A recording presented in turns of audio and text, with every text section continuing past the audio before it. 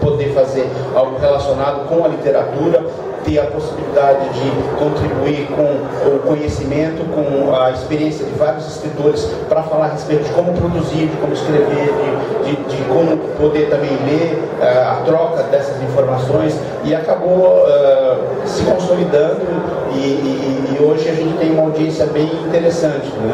O ano passado foram 2 finais de semana discutindo literatura, coisa que até então era uma coisa meio impensável. E não só literatura, mas literatura fantástica, uma literatura de gênero que ainda se tem muito preconceito a respeito.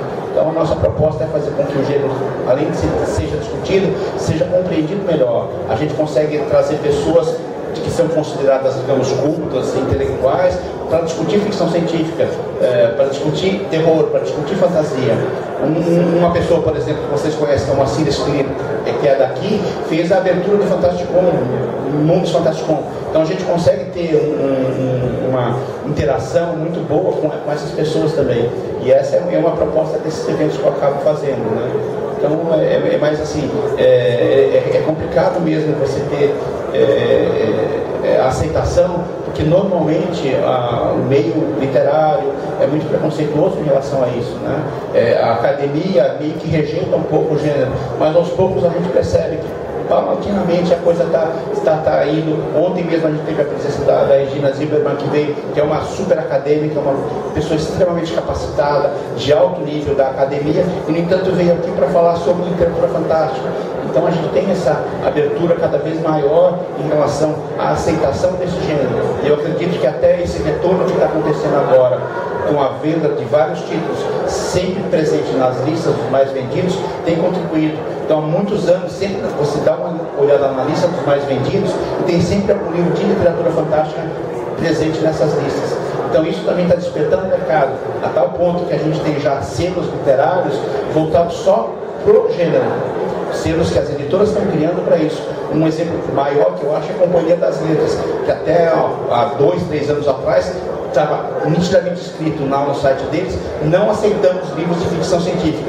Hoje, no ano passado, eles, coincidentemente, lá no Fantasticon, lançaram um selo de literatura fantástica. Quer dizer, até eles mesmos, que sempre foram refratários, sempre assumidamente contra o gênero, simplesmente criaram um selo agora para abrigar esse gênero. Então isso é muito significativo, né? Muito bom. E graças a esses eventos que a gente acaba fazendo, mostrando que é possível, que vende, que tem retorno e que mais do que nunca agrada também ao público. E para os professores também é bom, porque graças a essa literatura é que vários alunos começaram a ler. Só para fazer um adendo aí, né, que eu já vou passar para ti, mas aqui é importante o que o Silvio falou, e essa abertura, na verdade, ela acontece porque tem movimentação cultural também. Porque se ela não existisse, as coisas ficam trancadas num porão, né? E essa movimentação cultural faz a efervescência ser gerada e as pessoas têm interesse em saber o que está acontecendo, na coisa nova, naquilo que não aparece, né? Bom, na verdade, até fica difícil falar depois do Silvio, porque ele falou grande parte assim, do que acredito que todos pensamos aqui, e especialmente do Silvio, acho que de nós que tem largamente mais tempo de estrada aqui. Quanto tempo de assim?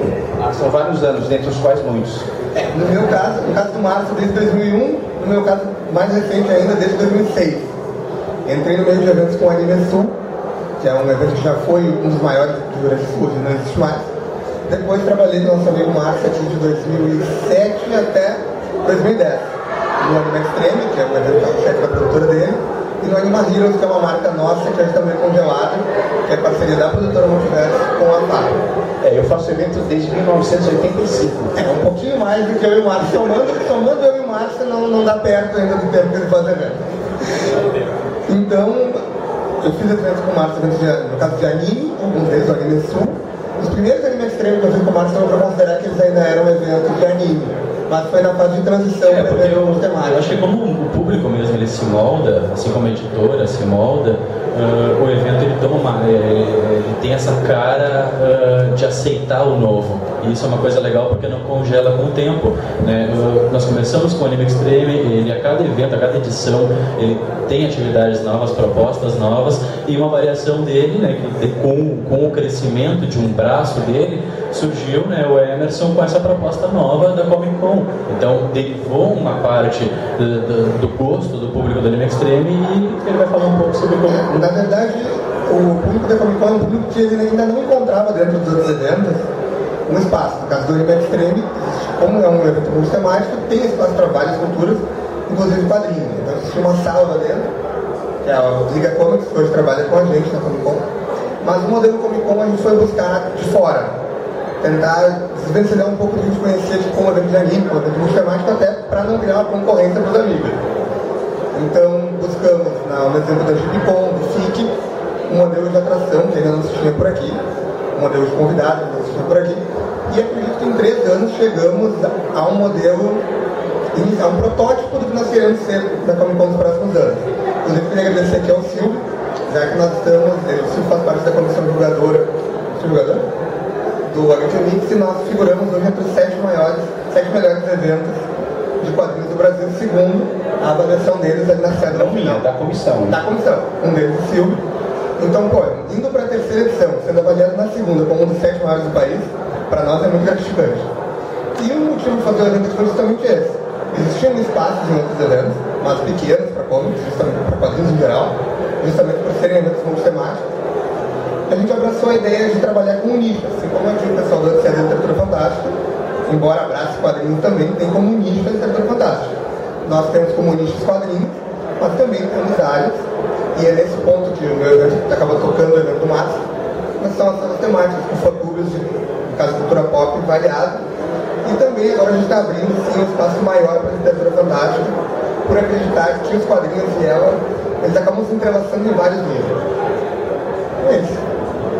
Falando uma palavra que eu achei importante, ele falou em concorrência, né? E eu fico pensando em termos de eventos, que realmente a gente precisa são de eventos que peguem nichos diferentes, né? E que possam dialogar como a gente está fazendo hoje e tentar trazer as pessoas para estarem junto com a gente.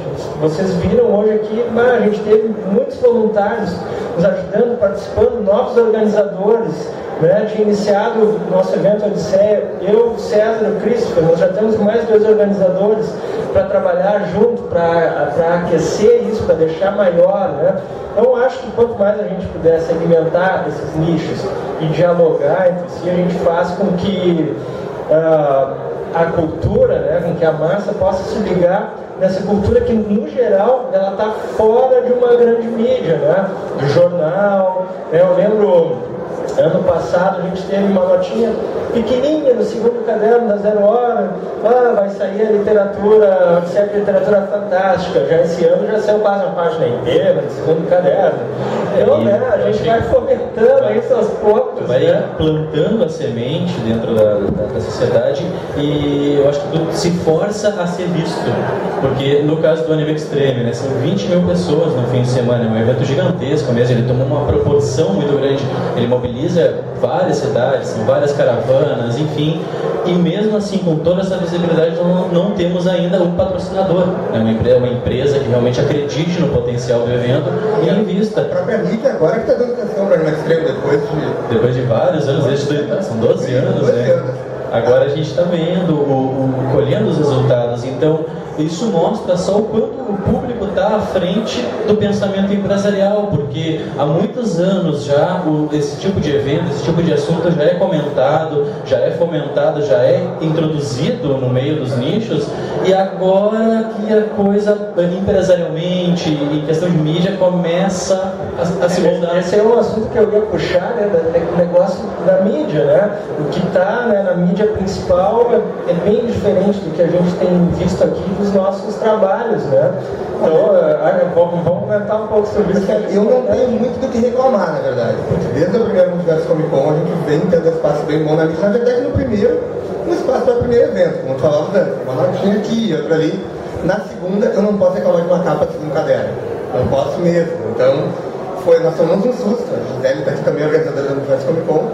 praticamente todo mundo quase teve um troço quando pegou o segundo caderno. O segundo caderno estava todo em quadrinhos, a capa, ali com uma ilustração do Eduardo Risse, que é uma faculdade internacional, do Rafael Albuquerque, um dos maiores nomes do quadrinho regional, e, curiosamente, do Leonel Caldela, que era um dos poucos convidados de literatura fantástica. Essa valorização na capa do segundo caderno, para o Leonel, nos abriu os olhos quanto à importância de aumentar o espaço de literatura fantástica dentro do evento. Então, na verdade, a gente já está até devendo um agradecimento aí para a mídia que nos abriu os olhos de algumas coisas. Então foi uma capa e uma página 5 do segundo caderno inteira. E mais o jornal O Nacional, em Passo Fundo, dedicou todo um caderno para o evento. Então, realmente, eu como jornalista estaria cuspindo no prato do documento se eu reclamasse da mídia. Tem aumentado bastante, principalmente porque está se percebendo que é um nicho que está tendo retorno, que eu falei. Há muitos anos, os livros de literatura fantástica têm sempre estado presente nas listas dos mais vendidos. Então a gente já percebe uma visão diferenciada das próprias editoras, tanto que todas elas, hoje, todas as grandes, têm um selo voltado para esse tipo de gênero. Para vocês terem uma ideia, o Guerra dos Tronos, a última edição, a tiragem inicial foi de 150 mil exemplares. Imaginem só quanto a gente podia pensar que um livro de literatura fantástica tivesse essa tiragem. Isso de um autor estrangeiro, de um autor brasileiro, evidentemente que é menor, mas no caso do André Bianco, o último livro dele agora, que saiu, foi uma tiragem de 25 mil exemplares. Quer dizer, é algo que de repente não se poderia imaginar, sendo que hoje a tiragem normal, para você terem uma comparação, uma tiragem normal de um livro é de 3 mil exemplares. Mas essa tiragem elevada, ela deve se dar também pela TV, né? Pela produção, porque eu vejo que mas eu vejo que cada vez mais a mídia que hoje tem uma intersecção muito grande. Você tem quadrinhos, cinema, televisão, livro, é uma coisa muito grande, coisa que os japoneses já descobriram. No Japão, quando sai um quadrinho, ou mangá, como eles chamam lá, não sai só o mangá, sai o anime, que é o desenho animado, sai o game e sai uma série de produtos agregados, bolsa, bottoms, camiseta. Então já é uma indústria toda voltada para isso, já focada nisso. E hoje está se percebendo aqui esse tipo de possibilidade. Então, em termos comerciais, os empresários estão vendo. Então, consequentemente, a mídia começa também a perceber isso. A gente percebe que tem faltado certos nichos profissionais que agora a gente está integrando. Até a palestra, a primeira de hoje, foi falando sobre a importância do agente literário, como ainda no Brasil está faltando essa figura. Então, aos poucos, a gente vai começar a integrar essa indústria que tem nos faltado, que é de ter esses elementos agregadores, né? E os eventos, um evento desse tipo para um escritor é como tu ir para um palco para um músico. É o nosso momento, é o momento dos autores, é o momento das pessoas que criam, né? O agente literário lá fora, se você não tem o agente literário, você não faz negócio. Se você é escritor e pensa vender para o cinema, para a televisão, para uma editora, se você não tem um agente, esquece, você não vai bater na porta da editora ou mandar seu original para a editora e ser recebido. Simplesmente você é ignorado lá fora. Aqui, agora está começando a aparecer a figura do agente, coisa que ainda está incipiente, mas já está acontecendo. Tem uma série de pessoas que já estão focadas nisso, né? Então vai ser um momento muito bom, porque o agente já é o primeiro passo para você chegar numa editora. Porque quando a editora recebe um produto do agente, já vai saber que esse produto já chegou com uma leitura crítica, com uma preparação de texto, com uma qualidade já diferenciada. Então, esse trabalho que a editora teria, ele já foi feito anteriormente. Então, o agente literário é um trabalho muito importante exatamente por isso. E as editoras estão percebendo esse potencial, porque sabe que o texto que está chegando para eles já vai estar muito superior ao que normalmente chega. Olha, no caso dos quadrinhos ainda está bastante mais atrasado no Brasil, embora o agente literário já está sempre surgindo na literatura. Nos quadrinhos, absolutamente não existe aqui no Brasil um agenciamento para editoras nacionais. Existem são profissionais que agenciam autores brasileiros para fora.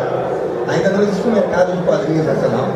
Então, acredito que por mais que a literatura fantástica esteja começando a alçar essas classes, ela ainda está muito além do que a gente pode esperar do mercado de quadrinhos nessa época. No quadrinho que está acontecendo as editoras que encomendam para os artistas. Então tem uma demanda muito grande hoje para adaptação literária, que é o principal quadrinho que é vendido porque é vendido para o governo.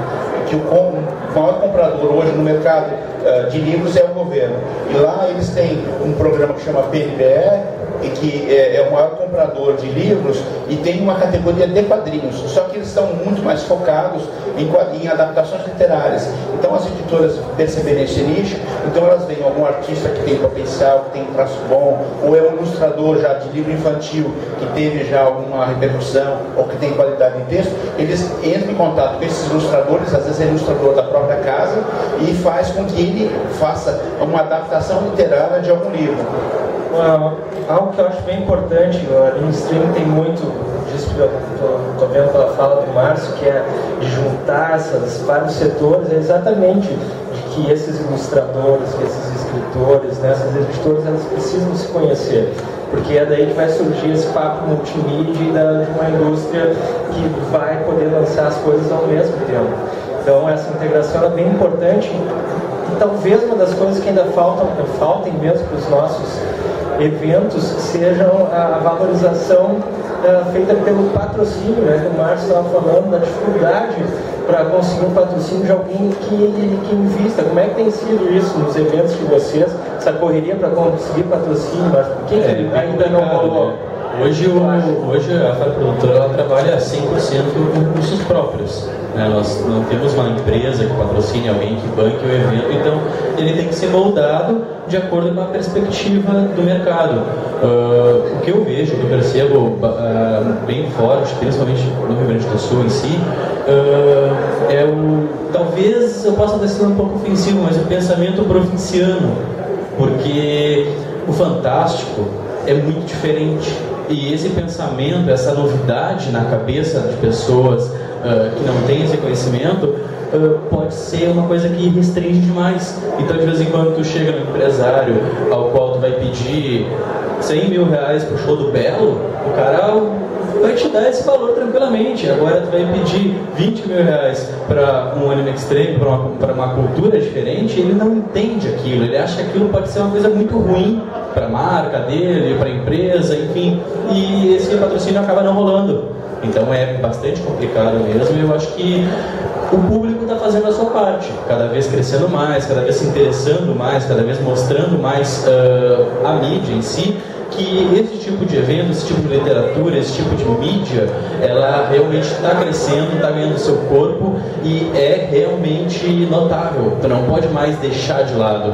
Então a mídia começa a se mostrar interessada, começam a girar programas, começam a girar matérias de jornal, começam a girar o comentário a partir do apelo da sociedade. E então isso com certeza vai começar a mostrar ao meio empresarial que esse monstro que está se formando dentro desse tipo de cultura fantasiosa merece respeito, merece atenção, e isso realmente mais cedo ou mais tarde vai vir a acontecer. Hoje é bem difícil, mas com certeza os mercados estão se abrindo. Uma curiosidade na Comic Con, e em todos os eventos, pelo menos em grande parte dos eventos de quadrinhos, aqui tem uma discussão muito forte sobre a não participação das grandes editoras. No caso, as editoras de pequeno e médio porte estão presentes quase sempre, e as grandes costumeiramente não participam. No ano passado nós tivemos um apoio bem forte da Panini, então mais uma vez não posso reclamar de não ter o apoio das grandes, mas é uma realidade nacional. No FIC, que é um disparado, o maior evento de quadrinhos, e não do Brasil, da América, o último FIC foi maior, só me corrija, são 148 mil pessoas no FIC. É que acaba acontecendo, a própria cidade, como é um evento da prefeitura, então a própria cidade acaba incorporando o evento. E acaba que não é só igual. Então tem os alunos também que acabam indo lá, participando, não é um evento de um fim de semana. Ele é um evento que começa na quarta e termina no domingo. É isso. Bem grande, não é só quem gosta de quadrinhos que vai no evento, óbvio, mas ele é um tamanho absurdo, uma exposição de marca, qualquer coisa que botar sua marca ali, vai conseguir algum retorno. E não tinha as grandes editoras no evento, então muitas vezes não tem como cobrar no meu evento que levou.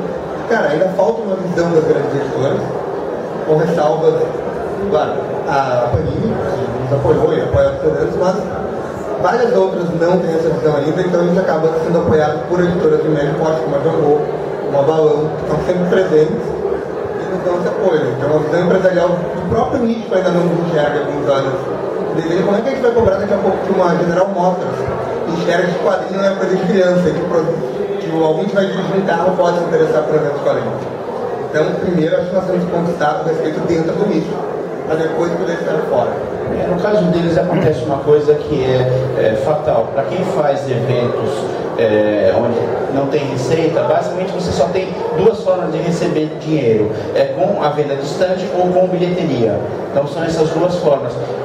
Já não é o meu caso, por exemplo, como eu faço no espaço público, o meu evento ele é patrocinado pela Secretaria de Cultura.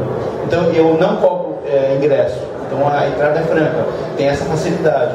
Mas também o recurso que entra é um recurso mínimo, onde eles me cedem o espaço e eu tenho uma verba para fazer exposição, para fazer crachá, para fazer o operacional, para fazer plaquinha. Quer dizer, é o mínimo do mínimo, né? A verba que existe é uma verba pouca. Então você tem essas duas opções hoje de formato.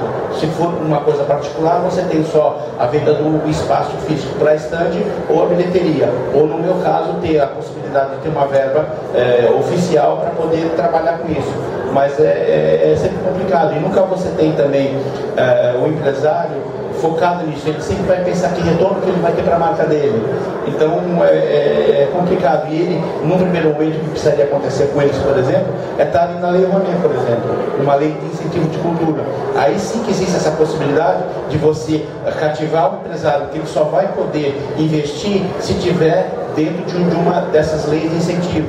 Lá em São Paulo tem o PROAC, por exemplo, eu não sei como é que é aqui no Sul, mas existem alguns programas de incentivo que existem que podem ser trabalhados. Eu acho que é uma opção agora. A gente já está se moldando dentro disso daí.